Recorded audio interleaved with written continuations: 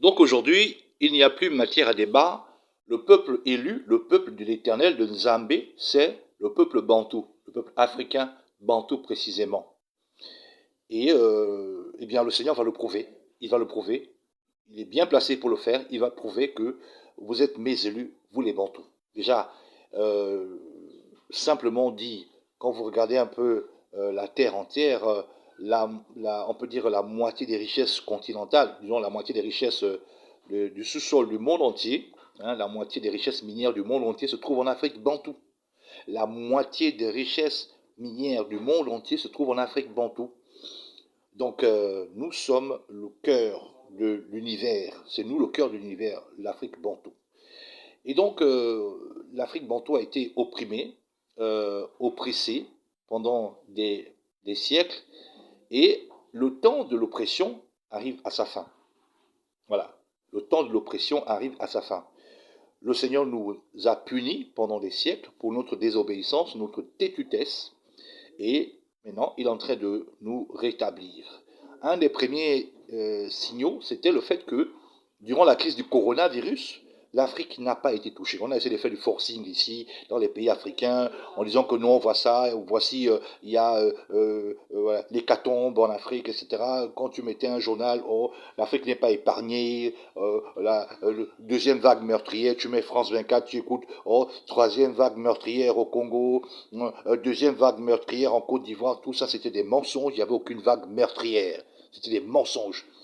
Je mets France 24, je suis là, je suis assis devant l'écran, j'entends troisième vague meurtrière en Afrique. Je dis, mais c'est quoi ça?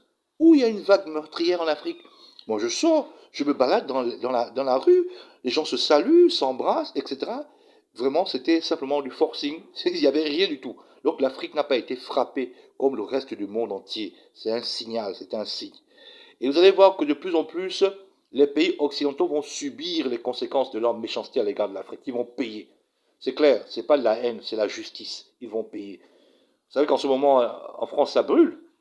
Des incendies bizarres. Oui, la France sera frappée. Il y aura des incendies, il y aura encore plus d'incendies. Oui, les fleuves vont s'assécher. Oui, les fleuves s'assèchent en ce moment. La Loire, la Tamise, les fleuves sont en train de s'assécher. Et ça va continuer comme ça. Ça va pas s'améliorer. Voilà. Aux États-Unis, le Dixie Fire en Californie, ça va continuer à brûler les forêts, etc.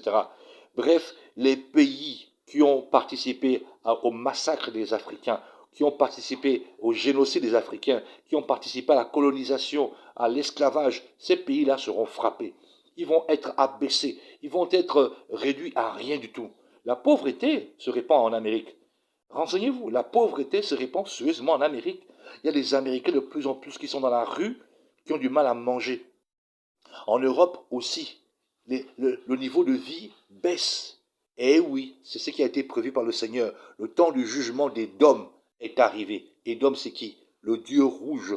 Édom, c'est qui? Ça veut dire rouge. Édom veut dire rouge. Ça décrit simplement les Européens, les Blancs. Voilà. Donc le temps de leur jugement est arrivé. Ils auront beau se battre.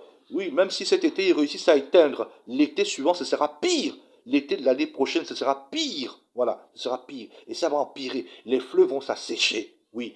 Il y a des... Rendez-vous compte, hein, en France, on parle des régions ou alors des villes qui n'ont pas d'eau potable. Il faut que d'autres villes viennent ravitailler. Oui, la Bible dit dans les psaumes que le jugement sera conforme à la justice et les hommes droits l'approuveront. C'est écrit, le jugement sera conforme à la justice et les hommes droits vont dire oui, c'est normal. Et moi je dis oui, c'est normal lorsque chez les Européens il y a des incendies. C'est normal lorsqu'il y a des catastrophes. Et il y aura des catastrophes. 2023, ça va chauffer. Il y aura des catastrophes en Europe. Oui. Et la guerre qui se passe en ce moment en Ukraine, c'est un jugement contre eux-mêmes. C'est un jugement contre eux-mêmes. Ça va les affaiblir, ça va les humilier, ça va les écraser. Comme disait quelqu'un sur une chaîne africaine, Afrique Média, qu'ils viendront en Afrique demander du travail. Un pasteur ghanéen a dit cela, j'ai apprécié. Vous savez ce que je pense du christianisme. Il a dit que même les anges de Balaam, l'ange de Balaam, l'âne de Balaam a parlé. L'âne de Balaam a parlé. Quand la prophétie là s'impose, qui ne prophétiserait, dit la Bible? Quand le Messie devait mourir, le souverain sacrificateur, je crois, il a dit, il vaut mieux qu'une seule personne meure Alors, au lieu que toute la nation puisse mourir, ce n'était pas un homme spirituel, mais seulement quand le Seigneur est en train de faire quelque chose, même les gens qui ne connaissent pas voient. Même les gens qui ne sont pas connectés au Seigneur voient. Voilà. Des gens qui sont simplement des activistes panafricanistes qui disent que les Européens, les Blancs, viendront en Afrique nous supplier pour avoir du boulot. Ils viendront, comme ça se passe déjà en laboratoire du côté de l'Angola. Des Angolais blancs qui viennent chercher du boulot, hein, qui se réclament être plutôt des Portugais, voilà, des Portugais qui viennent du Portugal pour aller chercher du travail en Angola. Ça va se passer comme ça. Préparez-vous. Vous allez voir des Européens, des Français, des Américains qui vont tourner entre le Cameroun, le Congo, le Tchad pour chercher du travail.